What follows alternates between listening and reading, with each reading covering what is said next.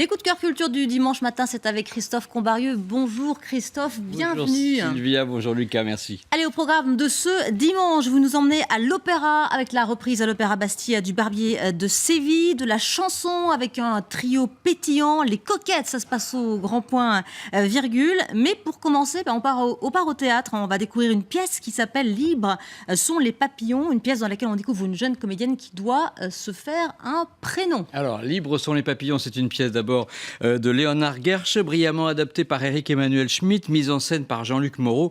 Et cette jeune comédienne, justement, qui doit se faire plutôt connaître avec son prénom et non par son nom, c'est Anouchka Delon, évidemment. Alors, l'histoire, en quelques mots, c'est Quentin et Julia qui sont les heureuses victimes d'un coup de foudre tellement lumineux qu'il en ferait presque oublier un vice caché. Par vice, j'entends un handicap, par exemple. Mais sur ce point-là, je ne vais pas être plus prolixe, je ne vais pas en dire beaucoup plus. Alors, avec les insondables questions comme existe-t-il une manière d'aimer correctement ou encore faut-il donner à hauteur de ce qu'on reçoit, voilà, il n'y a pas que ça, évidemment. Il ne faut pas occulter l'humour de cette comédie pleine de tendresse. Et puis, aux côtés d'Anouchka Delon, on retrouve Julien de Reims, un couple à la ville comme sur scène qui littéralement fait voler en éclats l'image et les préjugés qu'on peut avoir quand on parle de différence. Franchement, c'est drôle, c'est touchant, c'est pertinent. Je vous recommande donc vivement d'aller papillonner un peu du côté du théâtre Rive Gauche. On en regarde un extrait ? Allons-y. C'est parti. On regarde. T'as déplacé la tasse ? Mais ouais, t'es aveugle ou quoi? Oui, je suis aveugle. Mais ça, Maman, je te présente Madame Boulanger. je fais ça parce que j'en ai envie. En fait, j'étais venue dire à Quentin que j'avais un problème avec la fermeture éclair de ma robe. Ah oui, c'est évident, un gros problème.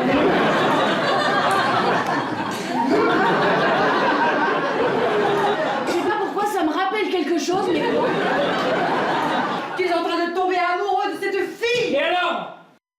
Allez, on va rester dans l'humour, mais mêlé à la chanson cette fois. Ça donne Les Coquettes. C'est un groupe de 3 jeunes chanteuses rompues à l'exercice de la comédie musicale. Elles sont sur scène au Grand Point virgule et elles font un carton mérité. Ah oui, absolument. Et si vous ne connaissez pas, franchement, Les Coquettes, il faut se précipiter au Grand Point virgule. Vous imaginez, prenons un petit exemple du passé, les Spice Girls, les Pierre Desproges ont eu 3 filles. Ils ont comme nourrice Madonna, comme marraine Marilyn Monroe. Belle famille. Ah oui. C'est une belle famille en même temps.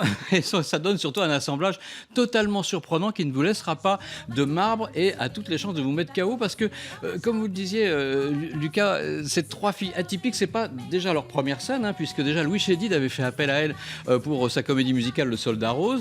Et puis c'est un spectacle totalement irrévérencieux. Alors si vous y allez avec un petit coup de fatigue, un petit coup de barre, et ben vous en sortez avec une pêche d'enfer. Juliette, Lola, Marie transmettent une énergie revigorante avec des titres phares, je dirais, comme La Petite Fessée du dimanche soir, que vous connaissez peut-être, et ces 3 filles, évidemment. Le titre. Elles rêvent évidemment toutes les 3 de l'Olympia. Elles sont entourées de très très bons parrains comme Elie Semoun, comme Bruno Gassio, comme Ça devrait le faire alors. Krief, voilà. La tornade des coquettes, pardon, c'est au Grand Point virgule, excusez-moi. C'est les mardis, mercredis et samedis. C'est très coquin, c'est très malin, mais ça fait Vous en perdez bien. votre latin. J'en perds mon latin et mes mots.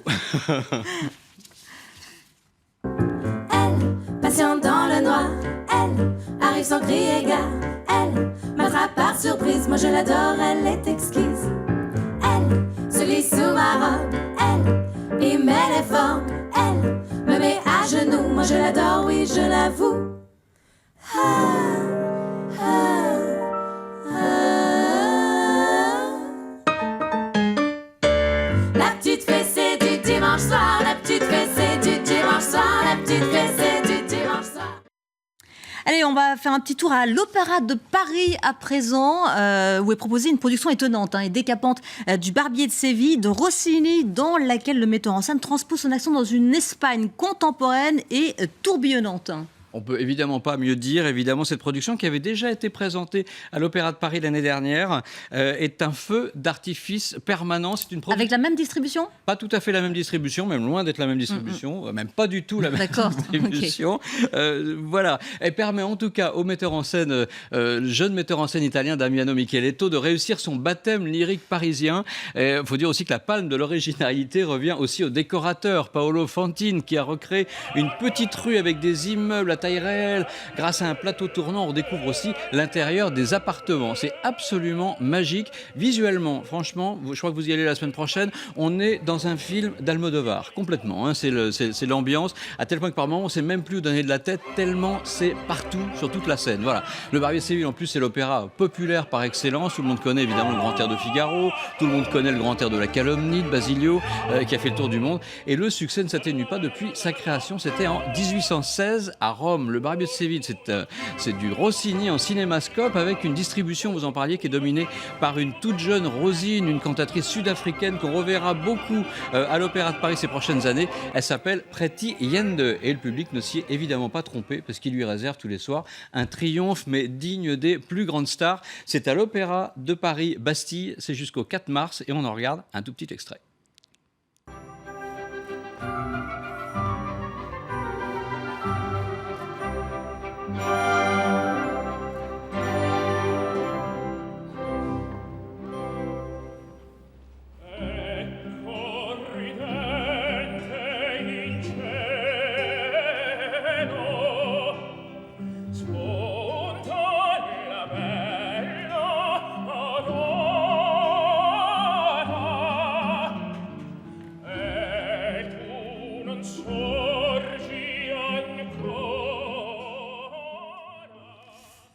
Allez, il nous reste une petite minute pour 2 coups de cœur express. Je vous en donne pas 2 parce que sinon vous allez les prendre. Sinon, j'en prends 3, sinon, vous savez. Oui, alors voilà, pardon, je commence par la sortie de l'album très attendu, celui de l'altiste Adrien Lamarca, qui avait remporté la victoire de la révélation instrumentale aux Victoires de la musique en 2014. Il a mûri ce premier enregistrement intitulé English Delight pendant 2 ans. Et franchement, cet hommage à l'alto et aux compositeurs anglais comme Dowland, comme Purcell, Britten, Vaughan Williams, se révèle d'un très grand lyrisme dans le mélange des différents styles. Franchement, ce disque vient de paraître chez la Dolce Volta, c'est un jeune éditeur. Il était très attendu. Et le concert du 17 février, où ils vont donner le programme justement à la salle Gaveau, est lui aussi très attendu. Je vous l'offre, c'est absolument magnifique. Merci beaucoup. Vous allez adorer. Vous n'aurez pas une minute de plus pour autant. Allez, 30 secondes, voilà. Et puis, il y a aussi le nouvel album de David Cadouche. Voilà, ce jeune pianiste niçois qui avait été pris à ses débuts sous l'aile bienveillante de Daniel Barenboim et de Pierre Boulez. Alors, ce nouvel album s'intitule En plein air. C'est une sorte de vagabondage musical grâce à des pièces de Bach, de Schumann, de Bartók, dont il tire justement le titre de l'album. Et puis, les fameux In the Mist, Dans les brumes, de Léo Janacek. C'est en quelque sorte l'album officiel de la Folle Journée de Nantes, l'un des plus grands festivals de musique classique qui se tient traditionnellement chaque année en début d'année. Voilà, Cadouche, c'est très très beau, ça vient de sortir, c'est chez Mirare, je vous le recommande à fond, et ça c'est pour Sylvia. Merci beaucoup Christophe Combario, on vous retrouve avec grand plaisir un dimanche prochain, vous nous parlerez notamment de Renaud Capuçon.